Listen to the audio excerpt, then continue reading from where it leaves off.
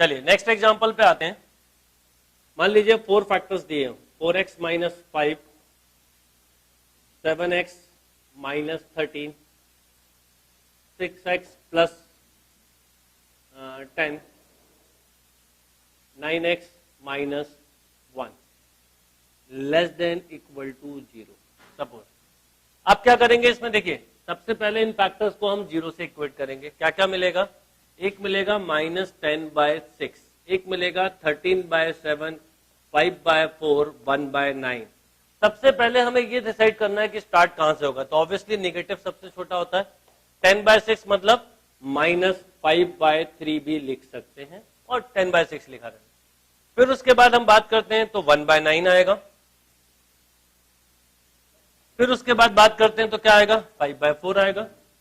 Next की बात करें हम तो 5/4 के बाद 13/7 आएगा। एंड देन पहला positive negative positive negative positive.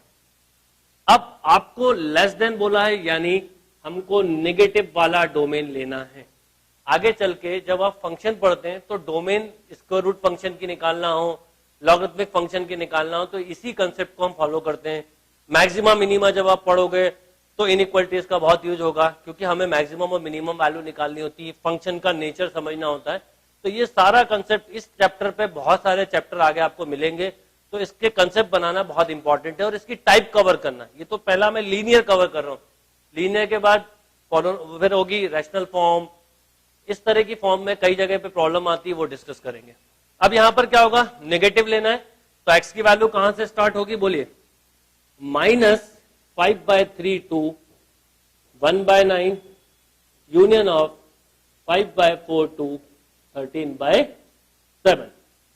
तो लीनियर इक्वेशन का कोई भी क्वेश्चन होगा तो आप जितने भी फैक्टर दिए हैं फर्स्ट ऑफ ऑल उनको इक्वेट 0 से करो और फिर वैल्यू देख लो किसकी स्मॉल है और फिर असेंडिंग ऑर्डर में एक्स एक्सेस पे अरेंज करें, positive negative positive negative positive, इस तरह से हम वैल्यू लेके उसको कवर कर सकते हैं।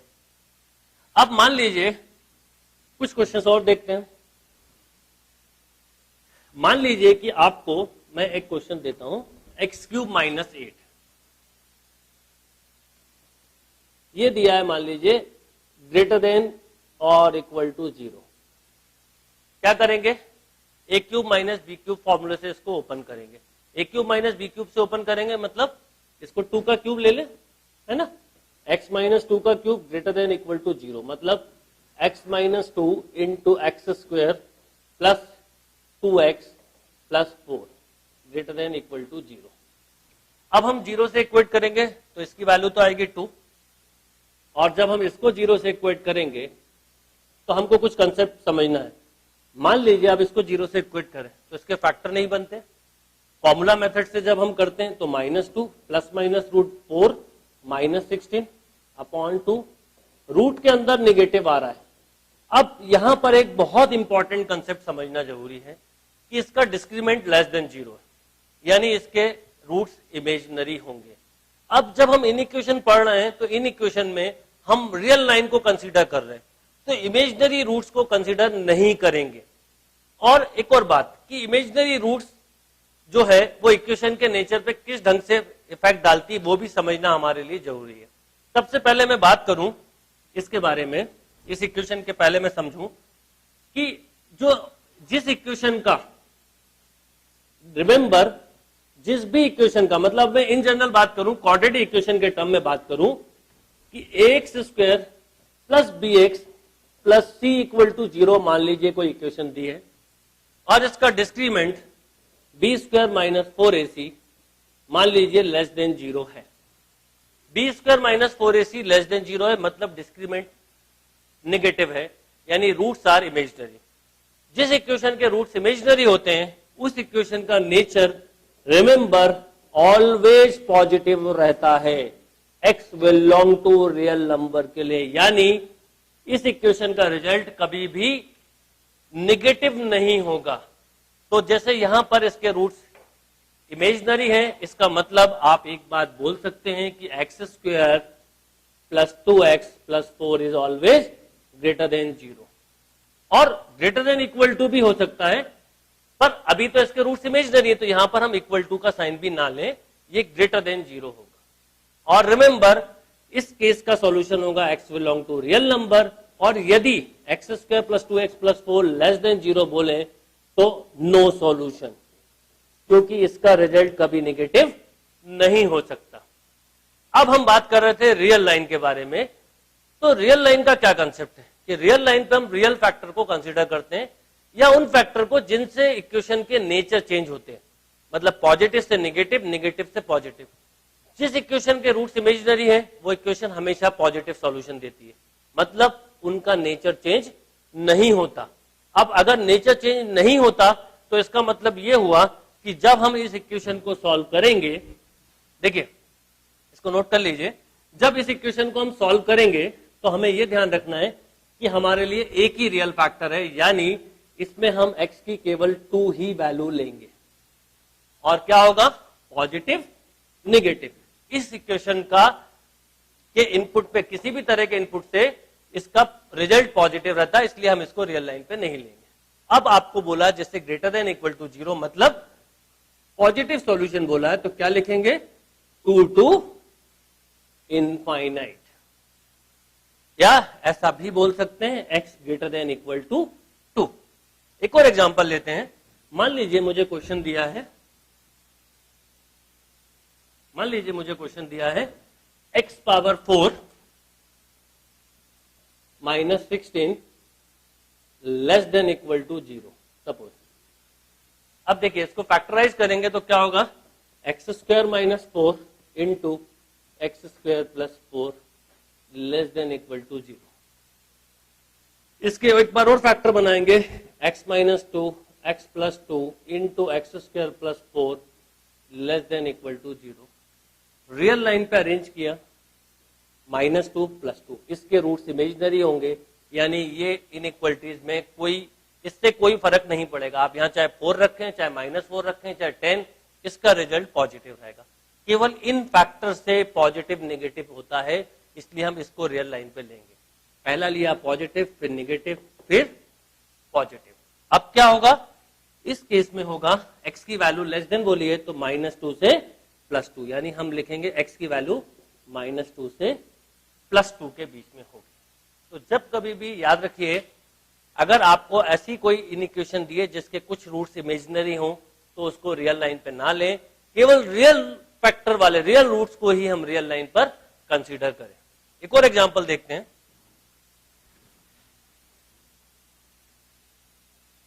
मान लीजिए आपको क्वेश्चन दिया है x² - 9 into x² + 4 into x + 3 less than equal to 0। अब देखिए क्या होगा? इसके फैक्टर बनेंगे, इसके बनेंगे, पर इसके फैक्टर नहीं बनेंगे। इसके रूट्स कैसे होंगे? इमेजिनरी होंगे। तो अब इसके रूट्स इमेजिनरी होंगे, मतलब इसके फैक्टर होंगे x - 3 x + 3 x² + 4 x + 3 less than equal to 0। Real line पे अरेंज किया, यहां पर हम एक काम करते हैं, x + 3 रिपीट हो गया, तो रिपीटेड रूट का भी कंसेप्ट हम समझते हैं एक बार, कि मान लीजिए क्या करेंगे यहां पर, देखिए x - 3 x + 3 का whole square into x² + 4 less than equal to 0, ऐसा हम बोल सकते हैं। अब मैंने अभी आपको एक बात बताई थी कि जिस फैक्टर से इन इक्वेशन का नेचर चेंज नहीं होता उसे बेसिकली रियल लाइन पे कंसीडर नहीं करते।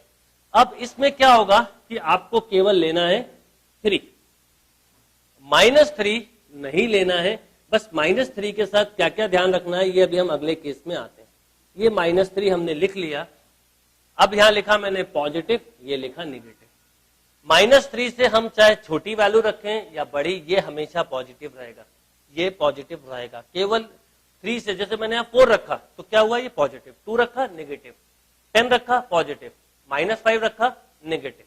पर आप यहां पे देखिए, मैंने सपोज रखा -5, -5 + 3 कितना हुआ? -2, पर उसका स्क्वायर होने से वो प्लस हो गया। एंड सेम थिंग ये भी प्लस रहेगा, तो इसको हम कंसीडर नहीं करेंगे। अब आपको इसमें बोला x less than equal to 3, तो क्या होगा बताइए? नेगेटिव लेना है तो 3 से छोटा, तो क्या लिखेंगे? x की वैल्यू -∞ से कहां तक जाएगी? 3 तक जाएगी। अब रिपीटेड फैक्टर को कैसे करते हैं वो समझना जरूरी है। अक्सर रिपीटेड फैक्टर वाले क्वेश्चन में मिस्टेक्स होती है। क्या मिस्टेक्स होती है वो हम समझते हैं और एक साथ चारों क्वेश्चन को लेके करेंगे। एक और एग्जांपल को लिखते हैं। मान लीजिए आपको दिया हुआ है x+4 इंटू x-2 का होल स्क्वायर इंटू x-6। पहला केस हम लेंगे ग्रेटर देन 0,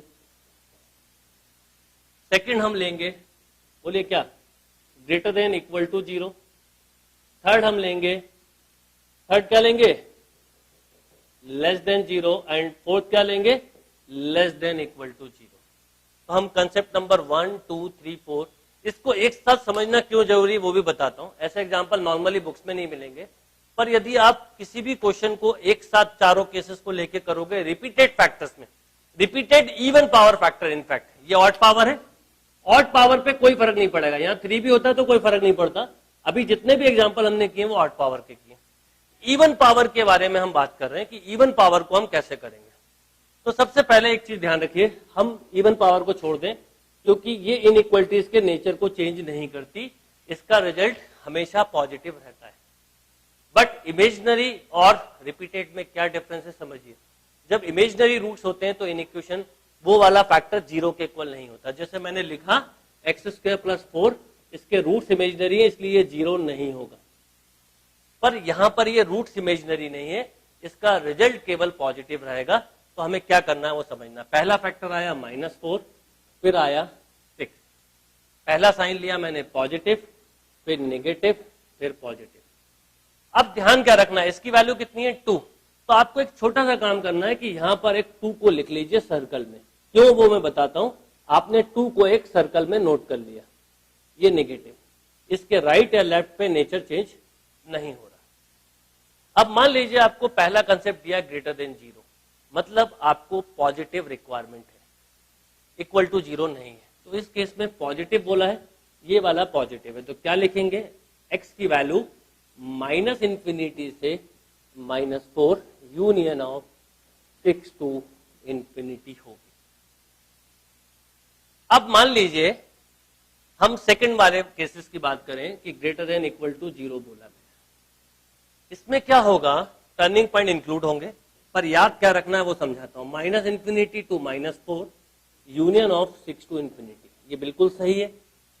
अब ध्यान ये रखना है कि इन इक्वेशन में इनफाइनाइट सॉल्यूशन होते हैं, पर हमने एक भी सॉल्यूशन कम दिया तो आंसर रॉन्ग हो जाएगा। अब -4 रखने पे भी 0 होता है, 6 रखने पे भी 0 होता है, बट 2 रखने पे भी 0 होता है, और 2 इस इंटरवल का पार्ट नहीं है, इसलिए मैंने इसको सर्कल बनाया था। तो रिपीटेड फैक्टर में, रिपीटेड इवन पावर फैक्टर में हमें ध्यान रखना है कि कई बार रिपीटेड फैक्टर इंक्लूड होता है और कई बार एक्सक्लूड, डिपेंड ऑन क्वेश्चन। तो यहां पर इंक्लूडिंग क्या होगा, 2, यस, यहां पे इंक्लूडिंग होगा 2।